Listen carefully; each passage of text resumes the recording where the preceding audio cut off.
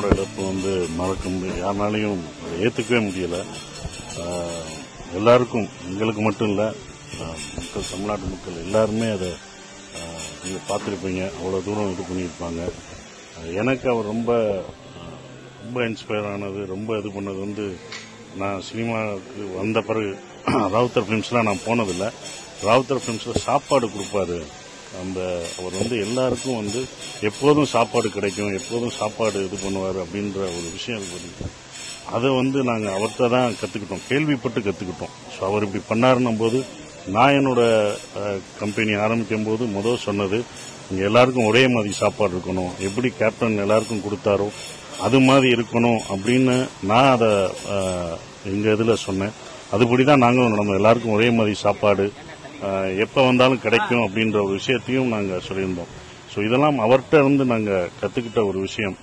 நான் வெளியில் போனாலும் இப்பயும் சொல்கிறாங்க, நீங்கள் உங்கள் கம்பெனியில் இப்படி சாப்பாடு கொடுப்பீங்கன்னு சொன்னாலும் அதுக்கெல்லாம் ஒரு சந்தோஷப்படுத்தி நம்மளை இப்படி ஊக்கப்படுத்தினது கேப்டன் தான் அப்படின்றது. அவருடைய இழப்பு வந்து இது பண்ண முடியும். அவர் இருந்திருந்தார்னா இன்னைக்கு ஒரு முதலமைச்சராக இருக்கலாம், ஒரு பெரிய தலைவராக இருந்திருப்பார். அவர் இழப்பு வந்து பார்க்குறோம். எம்ஜிஆர் அவர்கள் எப்படி இறங்கும்போது எவ்வளோ ஒரு கூட்டம் எப்படி இருந்ததோ அதே மாதிரி தான் கேப்டன் அவர்களுக்கு இருக்குது. இன்னும் நிறைய பேர் வந்து பார்த்துக்கிட்டு இருக்காங்க, அவருடைய சமாதிகளுக்கு வந்து பார்த்துட்டு இருக்காங்க. ஏன்னா அவர் செஞ்ச அந்த கொடை தான், அதுதான் வந்து அவர் எல்லாருக்கும் உதவி செஞ்சதை பல ஊர்லேருந்து இன்னும் வந்து பார்த்துட்டே இருக்காங்கன்னா அந்த இதுதான். ஸோ அது எங்களுக்கும் அவருடைய இழப்பு பெரிய இழப்பாக நான் நினைக்கிறேன். நடிகர் சங்க கட்டணம் நிறைய உதவி புதுசாக கட்டக்கூடிய கட்டடத்துக்கு அவருடைய பேரை கோரிக்கை வைக்கிறாங்க.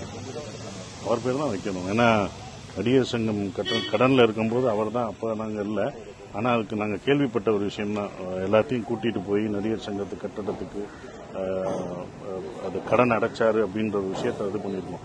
இப்போ நாங்கள்லாம் நடிகர் சங்கத்தில் இருக்கோம்னா அது வந்து அவர் என்ன பண்ணணும்னா அவரோட இதுதான் கடன் அடைச்சணும். ஸோ அவர் பேர் வைக்கிறதுல யாருமே அதை வந்து நிராகரிக்க முடியாதுன்னு யாரும் சொல்ல முடியாது.